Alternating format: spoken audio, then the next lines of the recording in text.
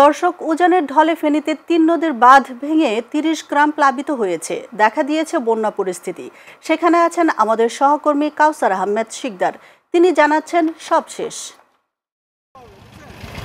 জি, আপনাকে ধন্যবাদ। আপনি জানেন ফেনীতে কিন্তু আবারও বন্যার কবলে পড়েছে ফেনীর দুর্গাজী এবং তেতুলিয়া উপজেলার হাজার হাজার মানুষ।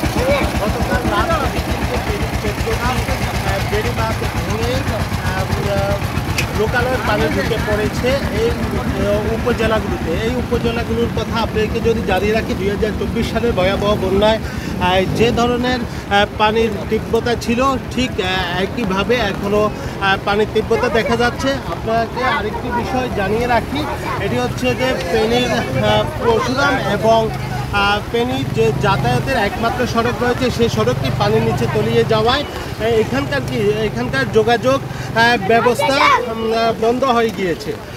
এছাড়াও আপনাকে তথ্য দিয়ে রাখে, এখানে যে পানির নিচে তলিয়ে গিয়েছে মাছের খের এবং কি আমন ধানের যে ফসলি বীজতলা রয়েছে, এগুলো কিন্তু পানির নিচে তলিয়ে গিয়েছে।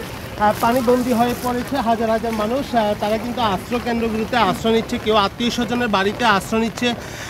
এছাড়া আমরা দেখতে পেয়েছি এখানে জেলা প্রশাসকের কাছ থেকে তারা যে সকল মানুষরা আশ্রয় কেন্দ্রগুলিতে আশ্রয় নিয়েছে তাদেরকে যে শুকনো খাবারের জন্য কিন্তু ব্যবস্থা করেছেন এখানকার জেলা প্রশাসক। কিন্তু ফেনীতে কিন্তু গত 48 ঘন্টা 159 মিলিমিটার বৃষ্টিপাত রেকর্ড করা হয়েছে। এছাড়াও ফেনীর মুহুরী কুয়া এবং সিলোনিয়া নদীতে কিন্তু পানি বিপদসীমার উপর দিয়ে প্রবাহিত হওয়ায় এবং কি মুহুরী নদীর 14টি স্থান ভেঙে যাওয়ায় কিন্তু এখানকার লোকালয়ে পানি ঢুকে পড়েছে। এখানকার মানুষদের বসত বাড়ি এবং কি ব্যবসা প্রতিষ্ঠানগুলোতেও কিন্তু পানি ঢুকে পড়েছে। আপনাকে আরেকটি তথ্য দিয়ে রাখি, গতকাল আমরা যেটি জানিয়েছিলাম ফেনী শহরে জলবদ্ধতার সৃষ্টি হয়েছিল, সেই শহরে কিন্তু জলবদ্ধতার পানি নামলেও এখন এখানকার মুহুরী এবং কুয়া সিলোনিয়া নদী দিয়ে নতুন নতুন এলাকাগুলো প্লাবিত হতে শুরু করেছে। এছাড়াও আপনাকে আরেকটা তথ্য দিয়ে রাখি, এটি হচ্ছে ফেনীর এখানকার মানুষদের সাথে আমরা কথা বলেছিলাম। তারা এখানে কোনো ধরনের ত্রাণ সহযোগিতা চায় না, তারা চায় এখানে স্থায়ীভাবে যেন একটি বেড়িবাঁধ নির্মাণ করা হয়, এমনটাই প্রত্যাশা কিন্তু এখানকার মানুষদের।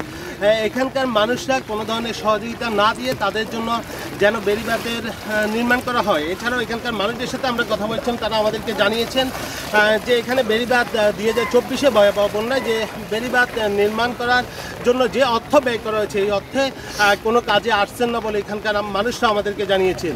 এই ছিল সর্বশেষ আমার কাছে ফেনী জেলা থেকে।